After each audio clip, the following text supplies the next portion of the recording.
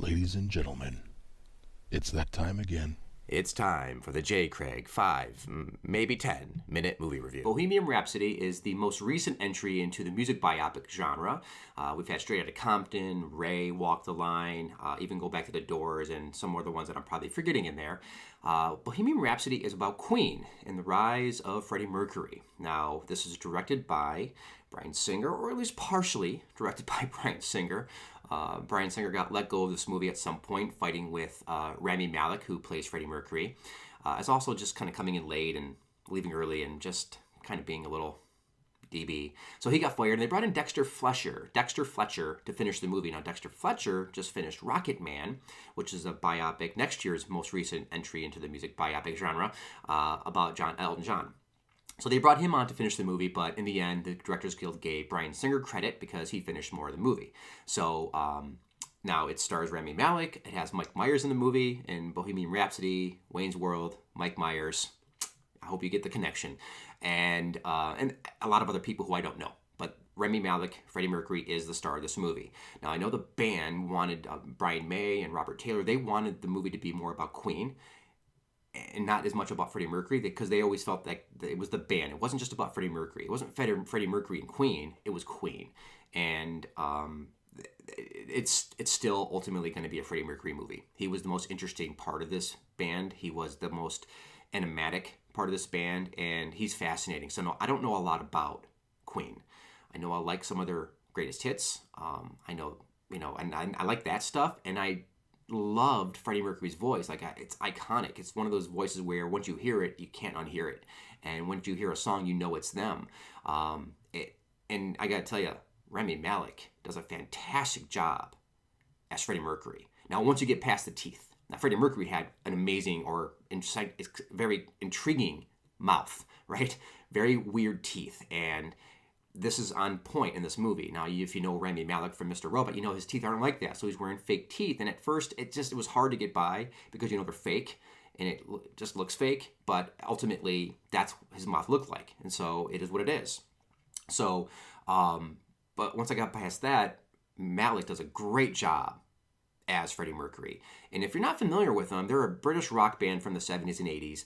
They did songs like We Will Rock You, another one, Bites the Dust, We Are the Champions, Bohemian Rhapsody, and many, many more that you recognized if you start listening to their music. That's one thing that this movie did for me, is it made me go back and listen to their music. And now I'm just addicted to Queen and Freddie Mercury, watching their live performances on YouTube, watching some of their music videos, and realizing the wealth of music that they brought to the table. That's what I loved about this movie, is they actually show the creation of some of their hit songs. And I thought that was really cool. In fact, they wanted the audience to be a part of their music. And then, so We Will Rock You is letting the audience be a part of the music. And I think that's really cool. And they let you see, we see that. Now, not knowing a lot about Queen, this is more of a backdrop for me. So I don't know a lot about them. So there might be some falsehoods here. It might not be as truthful as, you'd want to see it. So if you're a big fan of Queen growing up, or from the 70s and 80s, whatever, maybe it's not enough for you, or maybe it's enough just to see their greatest hits. This movie does play as more of a greatest hits, more of a tribute to Freddie Mercury. Now, while it's about the band, no one has an arc here except Freddie Mercury. He is the star. He is the center point, and they don't do enough with his arc. Now, they do go into his sexuality. Freddie Mercury was very confused sexually, and I think that's a big part of this movie, is him going through that cycle of trying to figure out who he is and all that good stuff. But I don't think it hammers it home enough. So this is not a deep dive as you might want to see, like from Walk the Line or The Doors and Ray. They really dive into the hardships that these characters had. But this plays more like a tribute, more like a greatest hits. And I'm okay with that because I don't know a lot about them. And so for me, it was more seeing the stuff for the first time. And I was okay with that. And then you go back and you watch it and you're like, oh man, look at him on stage, man. This is just like the movie, and it's really cool.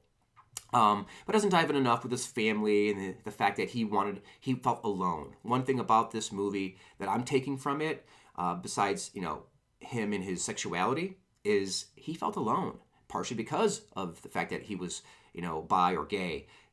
He felt alone. And while he had a lot of people around him, he had a lot of people that were fans and friends, he felt alone, and he had one relationship that was strong for him. That was Mary, who is in this movie. She was a one point fiance, and they were always close. So that was like the closest he had to love, it seemed. And I think they try to go through that, and that's another good part of the story, or at least a central part of the story. But I don't think they do enough with it. Again, maybe this is the screenplay problem, or maybe it's the fact of two different directors and not having a pure vision. I don't know. Like Solo, right? You had the same kind of thing in Solo, where it's just kind of meandering around what it's really trying to say.